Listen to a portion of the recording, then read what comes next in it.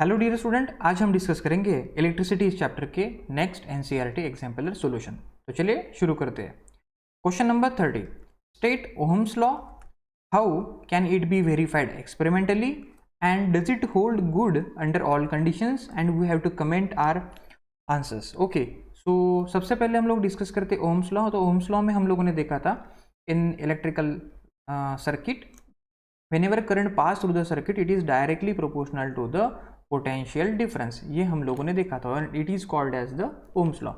But Ohm's law follow करने के लिए टेम्परेचर वगैरह ऐसी जो फिजिकल कंडीशन है वो चेंज नहीं होनी चाहिए, इट शुड बी अनचेंज। तो इसको हम लोग कुछ इस तरीके से लिखते हैं कि V is directly proportional to I, so V is equals to IR। तो इस R को, इस प्रोपोर्शनलिटी कांस्टेंट को कहा जाता है resistance of that particular circuit. ठीक है, so this is all about ohms law. तो फ्रेंड, जैसे कि हम लोगों ने डिस्कस किया, इस तरीके से आप लोग इसका आंसर लिख सकते हो that Ohm's law states that electric current which is flowing through a conductor is directly proportional to the potential difference applied across its ends and provided that the physical conditions such as temperature remain unchanged। है ना? तो जितना ज़्यादा potential difference होगा उतना ज़्यादा current pass होगा, जितना कम पोटेंशियल डिफरेंस होगा उतना कम करंट पास होगा। तो ये है ओम्स लॉ। तो ओम्स लॉ को आप लोग थोड़ा सा मैथमेटिकल सिंबॉलिक फॉर्मेट में भी लिख सकते हैं। सपोज कि जो पोटेंशियल डिफरेंस है across the ends of conductor वो V है, जो करंट पास हो रहा है उस सर्किट से वो I है। तो अकॉर्डिंग टू ओम्स लॉ हम लोग कह सकते हैं V is directly proportional to I। तो प्रोपोर्शनलिटी कांस्टेंट हम लोग यहाँ पे ले लेते हैं, V is equal to IR। तो करंट यहाँ पे होगा V अपॉन R। तो this is all about the Ohm's law. Second हमें पूछा गया है यहाँ पे, how can it be verified experimentally. चलो डिस्कस करते हैं। Okay, so friend, Ohm's law experimentally verify करने के लिए हमें कुछ इस तरीके से सेटअप करना होगा। सबसे पहले हम लोग ये जान लेते हैं कि ओम्स लॉ में हमें दिखाना ये है कि relationship between the potential difference and electric current हमें यहाँ पे सेटअप करना है और हमें ये बताना है कि वो डायरेक्टली प्रोपोर्शनल होता है।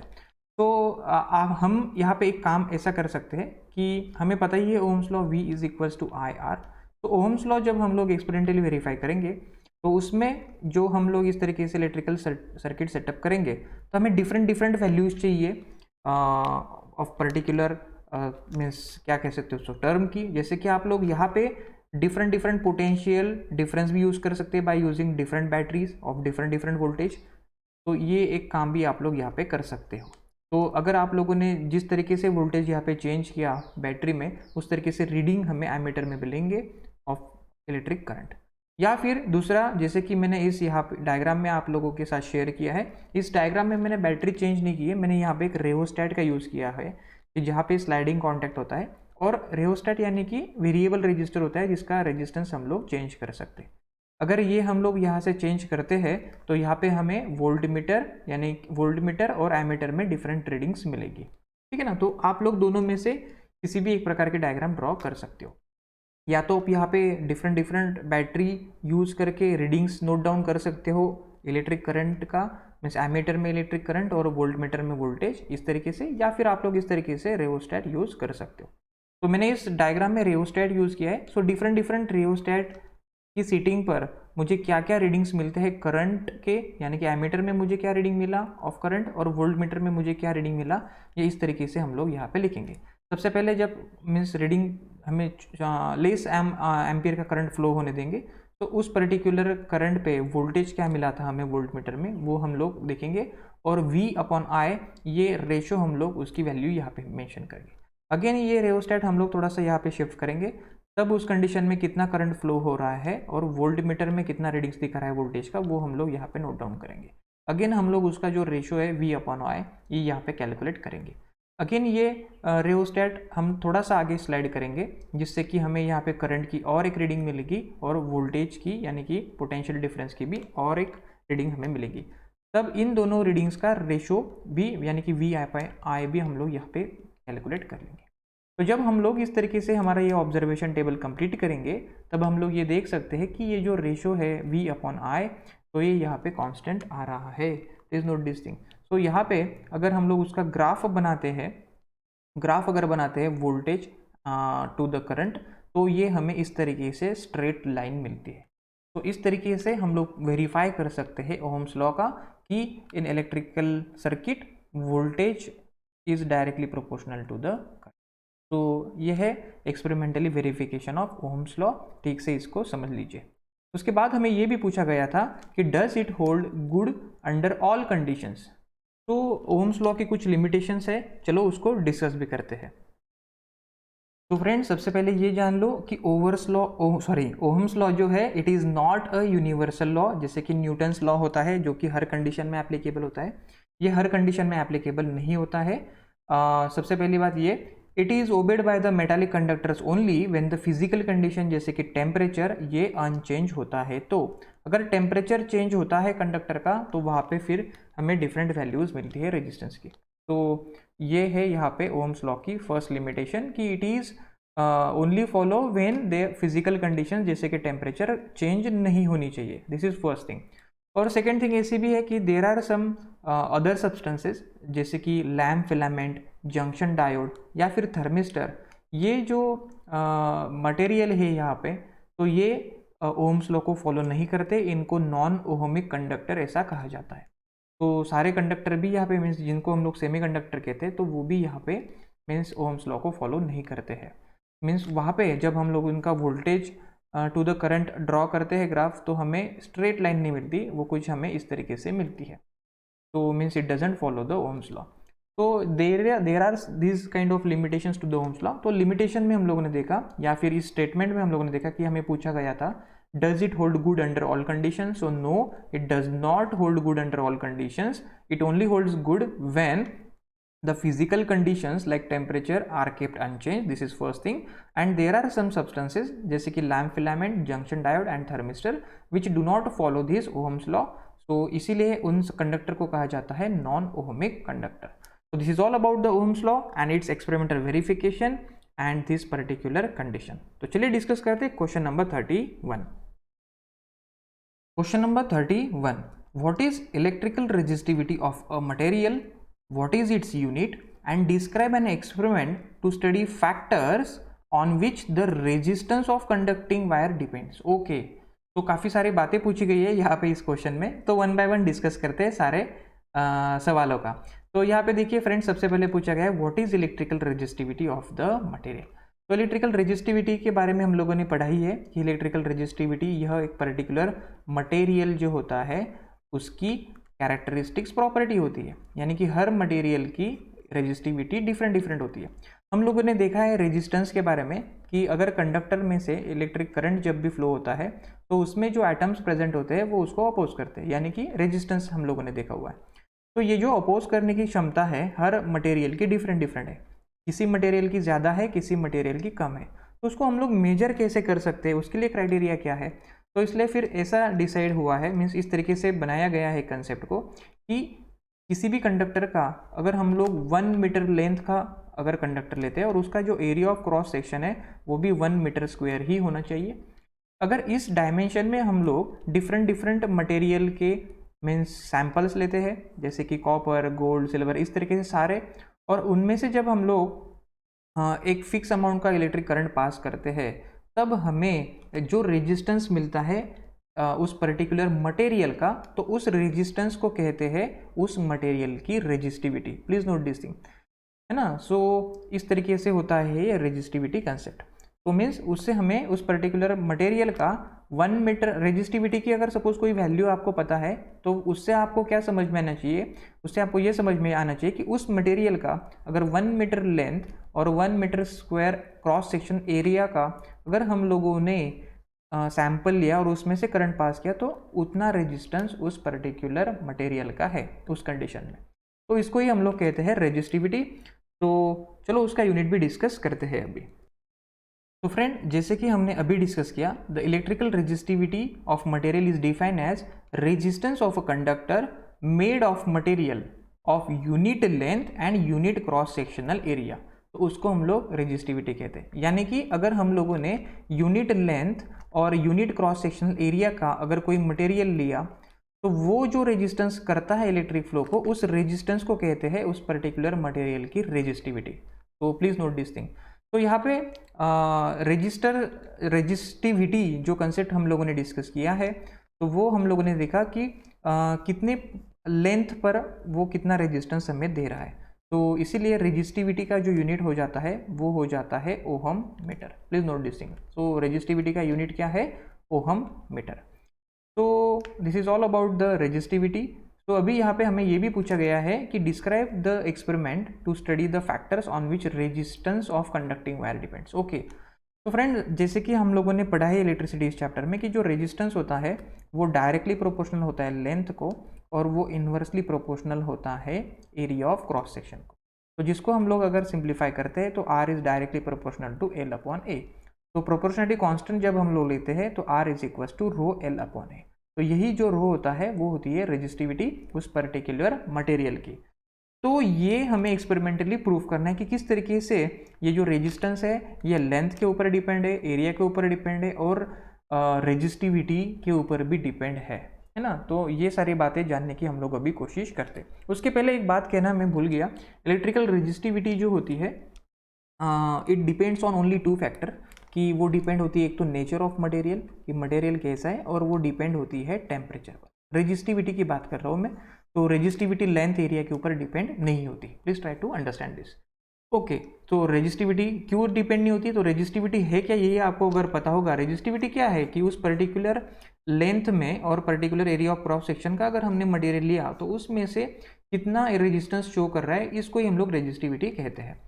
तो ये है रेजिस्टिविटी के बारे में। लेकिन रेजिस्टेंस जो होता है वो लेंथ से डायरेक्टली प्रोपोर्शनल है, एरिया से इन्वर्सली, और रेजिस्टिविटी से भी डायरेक्टली प्रोपोर्शनल है। तो किस तरीके से प्रोपोर्शनल है, इसका एक एक्सपेरिमेंट है, किस तरीके से हम लोग उसको स्टडी कर सकते हैं। Let's discuss that concept. Okay, तो फ्रेंड रेजिस्टेंस जो है वो किस तरीके से लेंथ, एरिया और रेजिस्टिविटी के ऊपर डिपेंड है, रिलेटेड है, वो हमें यहाँ पे चेक करना है। तो उसके लिए हम कुछ इस तरीके से सेटअप करेंगे। हमें यहाँ पे लेना होगा एक बैटरी पर्टिकुलर वोल्टेज का, उसके बाद में यहाँ पे लेना होगा एक एमीटर जो कि मेजर करेगा इलेक्ट्रिक करंट को। उसके बाद हमें यहाँ पे एक गैप लेना होगा जिसमें कि हम लोग डिफरेंट वायर सभी अटैच करने वाले हैं। उसके बाद में हमें यहाँ पे लगाना होगा एक स्विच। तो इस तरीके से हमारा एक्सपेरिमेंटल सेटअप होगा। तो हमें अभी यहाँ पे रेजिस्टेंस कौन से फैक्टर पे, यानी इन फैक्टर पे कैसे रिलेटेड है ये चेक करना है। तो लेंथ के ऊपर, लेंथ चेक करने के लिए हमें दो डिफरेंट लेंथ के मीन्स रजिस्टर लेने होंगे। एरिया भी चेक करना है तो उसका डिफरेंट एरिया वाले भी यहाँ पे लेने होंगे, और रेजिस्टिविटी चेक करनी है तो डिफरेंट मटेरियल में क्या चेंज होता है वो भी हमें यहाँ पे देखना होगा। तो उसके लिए मैं क्या करता हूँ, उसके लिए मैं सबसे पहले एक पर्टिकुलर लेंथ की एक वायर ले लेता हूँ। सपोज ये वायर मैंने ले ली, नाइक्रोम मेटल की मैंने वायर यहाँ पे ले ली हुई। तो उसकी लेंथ है सपोज L और उसका एरिया ऑफ क्रॉस सेक्शन है A। ये मेरा फर्स्ट सैंपल है नाइक्रोम वायर का। दूसरा सैंपल मैं कुछ इस तरीके से लेता हूँ। अभी मैं वायर की जो लेंथ है वो डबल कर देता हूँ, यानी कि वो होगी 2L। Area of cross section मैंने चेंज नहीं किया, अभी उसको मैंने A ही रखा। थर्ड कंडीशन में मैं एक ऐसा सैंपल लेता हूँ कि अभी मैंने क्या किया, वो थोड़ी सी थिक वायर ली, यानी कि एरिया ऑफ क्रॉस सेक्शन क्या किया मैंने, डबल कर दिया। लेंथ यानी कि उतनी थी, जितनी यहाँ पे लेंथ थी उतनी ही लेंथ है, सिर्फ मैंने एरिया ऑफ क्रॉस सेक्शन को चेंज किया है। ओके, और उसके बाद में फोर्थ, जो यहाँ पे लेंथ थी, जितना एरिया था उतना ही मैंने एक सैंपल लिया हुआ है, लेंथ भी उतनी, एरिया भी उतना, लेकिन मटेरियल जो है यहाँ पे चेंज कर दिया। सपोज मैंने यहाँ पे कांस्टेंट टन का मटेरियल ले लिया है, कांस्टेंट टन। ओके, तो इस तरीके से मैंने यहाँ पे रेजिस्टिविटी से रिलेटेड एक दूसरा मटेरियल यहाँ पे लिया। तो ये चारों सैंपल मैंने लिए हैं अभी। तो पहला सैंपल मैंने लिया नाइक्रोम वायर का जिसकी लेंथ और एरिया फिक्स था, उसकी मीन्स पर्टिकुलर लेंथ और एरिया का मैंने लिया। उसके बाद में मैंने उससे लेंथ डबल कर दी। उसके बाद में मैंने जो सैंपल लिया उसका एरिया डबल कर दिया, है ना। उसके बाद मैंने दूसरे मटेरियल का लेकिन इतने ही डायमेंशन का एक सैंपल लिया हुआ है। ऐसे 4 सैंपल मैं लूँगा और मैं 1 बाय 1 यहाँ पे मीन्स उसको अप्लाई करूँगा। सपोज सबसे पहले मैंने ये वाला सैंपल अप्लाई किया, सैंपल नंबर 1। तो सैंपल नंबर 1 में जब अप्लाई करता हूँ तब मैं यहाँ पे एमीटर की रीडिंग देख लेता हूँ। तो जो मेरा यहाँ पे पहला रीडिंग है R1, यानी कि उसमें मुझे मिला जो भी करंट फ्लो हो रहा होगा उसको मैं यहाँ पे लिख देता हूँ, यानी कि I1। ये है हमारा फर्स्ट रीडिंग जब हमने यूज़ की थी ये वायर जिसकी लेंथ थी L और एरिया था A। अभी मैं सैंपल चेंज कर देता हूँ, अभी मैं इस नाइक्रोन वायर को निकाल देता हूँ। अभी ये मैं सेकेंड वायर यहाँ पे अप्लाई करता हूँ जिसकी लेंथ 2L है और एरिया ऑफ क्रॉस सेक्शन उतना ही चेंज नहीं हुआ है। तो उसका सेकंड रीडिंग मैं एमीटर में देखता हूँ और उस तरीके से मैं सेकंड रीडिंग को भी लिख देता हूँ। सो ये है मेरा सेकंड रीडिंग I2, जो कि कितना करंट पास हुआ वो मैंने यहाँ पे नोट डाउन कर दिया after applying this second wire. तो अभी मैं वायर को चेंज कर देता हूँ। अभी मैंने ऐसा वायर यूज़ किया है कि उसकी जो लेंथ है वो उतनी ही है जो कि सैंपल नंबर 1 में थी, लेकिन उसका एरिया अभी डबल कर दिया गया है। तो उसको लगाने के बाद जो एमीटर में मुझे रीडिंग मिला करंट का, उसको मैंने नोट डाउन कर दिया है, उसको मैंने कहा I3। तो I3 मुझे कब मिला है? जब मैंने डबल एरिया की वायर ली थी। I2 मुझे कब मिला है? जब मैंने डबल लेंथ की वायर ली थी। और I1 मुझे कब मिला है? जब लेंथ और एरिया मीन्स हमारा स्टैंडर्ड सैंपल था ये, लेंथ, पर्टिकुलर लेंथ और पर्टिकुलर एरिया का। उसके बाद में मैंने फोर्थ सैंपल, अभी ठीक है इसके बारे में डिस्कस कर लेते हैं, उसके बाद में हम लोग रजिस्टिविटी से डिपेंडेंस चेक करेंगे। तो सबसे पहले ये तो हमारा पर्टिकुलर लेंथ और एरिया का रीडिंग था, मेन रीडिंग, जिसको कि हमने I1 का है। अभी यहाँ पे मैंने जो लेंथ है वो डबल कर दी। हाँ, तो जब मैं लेंथ को डबल करता हूँ तब यहाँ पे हम लोग क्या एनालिसिस करते हैं?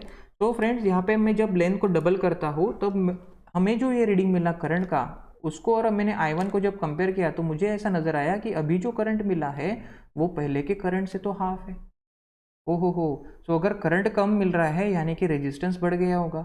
यानी कि इससे हमें ये पता चला कि अगर हम लोग लेंथ बढ़ाते हैं तो रेजिस्टेंस भी बढ़ जाता है। मीन्स इससे हमें क्या पता चला कि resistance is directly proportional to the length.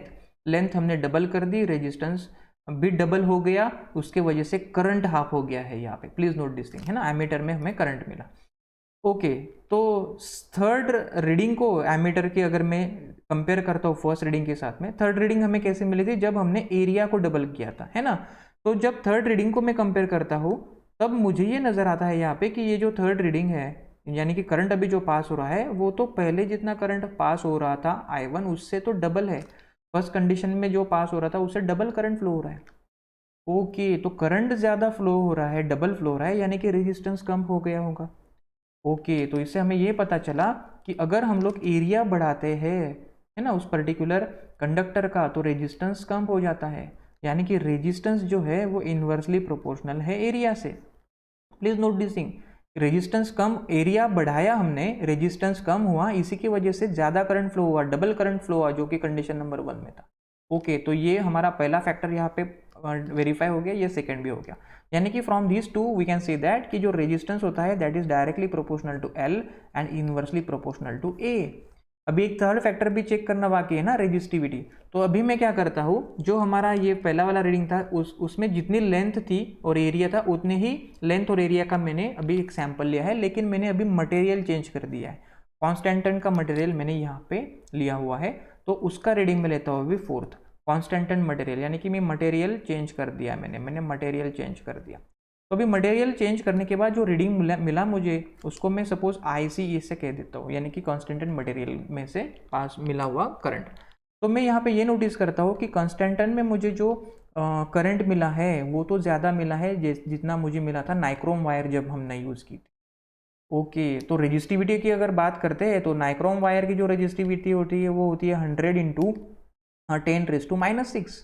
और कॉन्स्टेंटेंट वायर का मटेरियल जो है उसकी अगर मैं रेजिस्टिविटी काउंट लिखता हूँ तो वो है 49 × 10⁻⁶। तो हमें यहाँ पे ये पता चला कि अगर रेजिस्टिविटी कम होती है ना, तो रेजिस्टेंस भी कम होता है और इसीलिए हमें करंट यहाँ पे ज़्यादा मिला। कॉन्स्टेंटेंट की रेजिस्टिविटी वैल्यू कम थी, इसी की वजह से रेजिस्टेंस भी कम हो गया, इसी की वजह से करंट हमें उसमें ज़्यादा मिला दैन द नाइक्रोम वायर। इसका मतलब ये है कि जो रेजिस्टेंस है वो डायरेक्टली प्रोपोर्शनल है रेजिस्टिविटी की वैल्यू से। जितनी ज़्यादा रेजिस्टिविटी की वैल्यू होगी किसी मटेरियल की, मीन्स उसमें उतना ज़्यादा रेजिस्टेंस है।